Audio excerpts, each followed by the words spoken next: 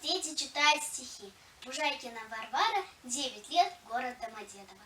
Вера Полоскова, есть дерево в лесу всего древней. Есть дерево в лесу всего древней, с опятами у кряжестых корней, поросшее лишайником и мхами, колючка, просто так не подойдешь. Разгод оно, как яблоками, сплошь тугими покрывается стихами.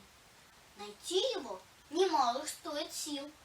Но папа каждый вечер приносил стихов из леса с хвоей и золой.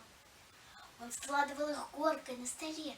Они горели, спелые в тепле, и исходили терпкую смолой. Они горели радостно и здесь, проводники открытий и чудес вели далеким и прекрасным садом. Они умели исцелить от слез, открыть глаза, ответить на вопрос, который еще даже был не задан. Все лето мы хватали наугад стихотворений, и каждый был богат, без склада, каравана или жезла. Другим на вкус был каждый новый плод. Когда же мы вернулись через год, тропинка к тому дереву исчезла.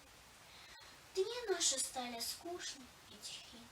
В лесу без нас росли стихи, те, что мы вместе слушали часами. Но дерево волшебное во сне все в серебре является ко мне и разными смеется голосами.